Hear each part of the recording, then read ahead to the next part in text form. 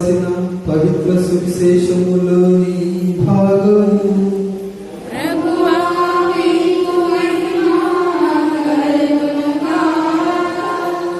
14వ అధ్యాయము వచనములు 22 నుండి 33 వరకు. పునీత మత్తయి గారు రాసిన సువార్త 14వ అధ్యాయము పరిశుద్ధ వచనములు 22 నుండి 33 వరకు.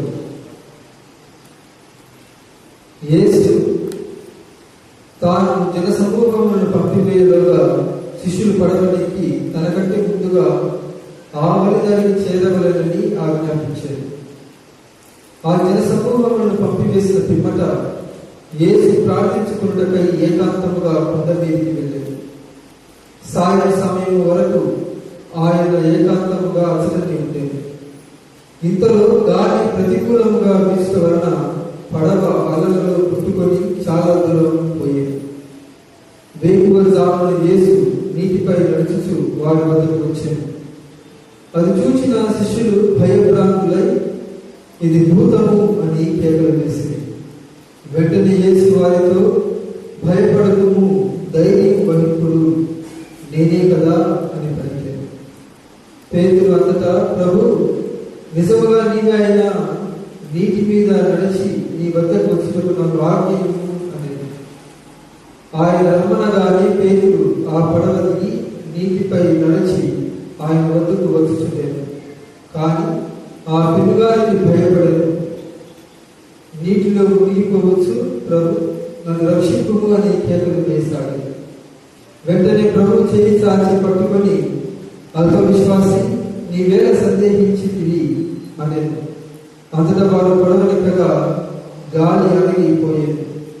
పడవలో ఉన్న శిష్యులు, నీవు నిజముగా దేవుని కుమారుడవు అని పలికి ఆయనను ఆరాధించింది.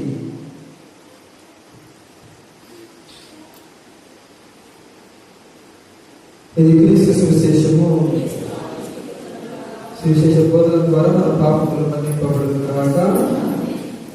క్రీస్తు యందు ప్రేమైనటువంటి దేవుని బిడ్డలారా, పరిశుద్ధమైనటువంటి వాక్యాన్ని ధ్యానించేటువంటి ప్రార్థన చేసుకుంటూ ఉండగా దేవుని విశిష్ట ఆశీర్వాదాలు మన పైన హేరాలుగా ఉండాలని, తద్వారా అందరూ కూడా దీవించబడాలని ఏక మనసుతో ఈ ప్రార్థనలో అందరూ పాల్గొన్నాం.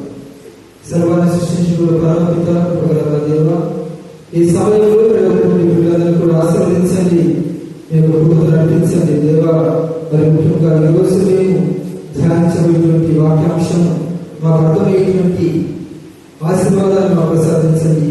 ఈ వాక్యాన్ని ప్రభు మేము వింటూ ఉండగా దాన్ని అర్థం చేసుకున్నటువంటి విజ్ఞానాన్ని ప్రసాదించి మేము మా జీవితాలను ఈ వాక్యానుసారంగా మనసుకుని జీవించేటువంటి కృపను అనుగ్రహాన్ని మనకు దయచేయమని మా యేసుక్రీస్తు అడిగి వేడుకొంచున్నాం తండ్రి. తల్లి ప్రేమాల ప్రార్థన విడుదలతో ఒక బాగా జీవించుకుందాం. దేవుడు ప్రసాదం చేయడానికి నా హృదయము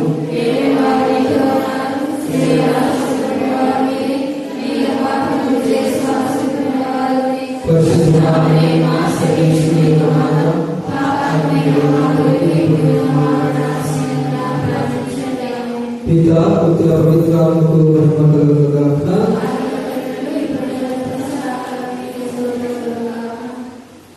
క్రీస్తు యందు ప్రేమైనటువంటి దేవుని బిడ్డ, మానవ జీవితం అనేటువంటిది సుఖ దుఃఖాల సమ్మేళనం, చీకటి వెలుగుల సమ్మేళనం. ఎవరి జీవితం కూడా కేవలం సంతోషంగా ఉంటుంది, ఎలాంటి బాధలు లేకుండా మన జీవితం కొనసాగుతుంది అని మనం అనుకుంటే అది పొరపాటు. ఎవరి జీవితంలో కూడా సంతోషాలు, జీవితం అంతా కూడా సాఫీగా సాగినట్టు, ఎవరి జీవితం కూడా ఏ కల్లోలాలు లేకుండా, ఏ బాధలు లేకుండా సాగినట్టు మనం ఎక్కడ కూడా వినలేదు. ప్రతి ఒక్కరి జీవితంలో ఏదో ఒక కష్టం, ప్రతి ఒక్కరి జీవితంలో ఏదో ఒక బాధ, ప్రతి ఒక్కరి జీవితంలో ప్రతి జీవితంలో మనసును తొలచేసేటువంటి ఏదో ఒక కష్టము అనేటువంటిది ఉంటూనే ఉంటుంది. ఎవరి జీవితంలో కూడా కష్టాలు, ఈ బాధలు, ఈ అవమానాలు, నిందలు లేకుండా పోలేటువంటి దేవుడు. ప్రతి జీవితం కూడా ఈ కష్టాలు అనేటువంటి ఆ సరస్సును, ఆ ఆ సమత్వాన్ని దాటాల్సింది. ఎవరైనా ఇక్కడ నాకు ఏ కష్టం లేదు, నాకు ఏ బాధ లేదు, నాకు ఏ చింత లేదు, నాకు ఏ దిగులు లేదు అనేటువంటి వాళ్ళ ఉంటే మీరు అదృష్టపడుతుంది. అలా జీవితాలు ఏ కష్టాలు లేకుండా ఉన్నాయి అనేటువంటి వాళ్ళు ఇక్కడ ఉంటే అదృష్టం. లేదు మా జీవితంలో కష్టం ఉంది, మా జీవితంలో బాధ ఉంది, మా జీవితంలో వలన కొరత ఉంది అనేటువంటి వాళ్ళు ఇక్కడ ఉంటే వాళ్ళు ఇంకా అదృష్టవంతులు. ప్రేమైనటువంటి యేసు వందనం, యేసు స్తోత్రం, యేసు ఆరాధన, యేసు మహిమ. మానవ జాతి యొక్క 3 కేటగిరీలలో ఉంటారు, 3 విభాగాలలో విభజించవచ్చు. హ్యుమానిటీ మానవాళినంతా కూడా ఈ కష్టాలు అనేటువంటి దాంట్లో పోల్చుకుంటే 3 విభాగాలుగా విభజించవచ్చు. మొట్టమొదటిది ఇప్పుడిప్పుడే కష్టాలలో అడుగుపెట్టేటువంటి వారు, ఇప్పుడిప్పుడే కష్టాలలో అడుగుపెట్టేటువంటి వారు. రెండవది ఇప్పుడే కష్టం నుంచి బయటకు వచ్చేటువంటి వారు. ఫస్ట్ విభాగం ఏంటి?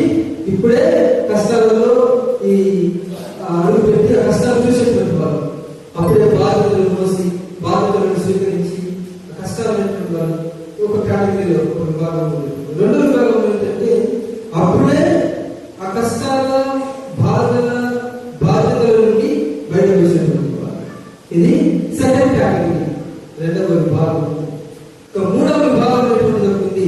వాళ్ళు ఏంటంటే కష్టాలను ఇప్పుడు భరిస్తూ మోస్తూ బాధ్యతలను బంధాలను చూసుకుంటూ ప్రయాణం చేసేటువంటి విభాగం. ఈ ప్రతి ఒక్కరు కూడా ఈ 3 దానిలో ఏదో ఒక దానిని అనుభవిస్తూనే ఉంటారు. క్రీస్తునాథుడు ప్రియమైనటువంటి ప్రతి ఒక్కరి జీవితంలో ఈ బాధలు కష్టాలు అనేటువంటి పాటి. అయితే ఈరోజు ధ్యానించబడినటువంటి యేసయ్య వాక్యము ఎందుకు ఈ కష్టాలు మనకు వస్తూ ఉన్నాయి? ఈ బాధ నిజంగానే బాధలా? ఈ కష్టాలు నిజంగానే కష్టాలా? నేను ఎదుర్కొనేటువంటి ఇవన్నీ కూడా నిజంగా నేను ఎదుర్కోవాల్సినటువంటిదేనా, లేదా ఇది పరమానికి నా జీవితంలో నాకు ఈ బాధ కష్టాలు ఇవన్నీ కూడా భరించాల్సినటువంటిదేనా అనేటువంటి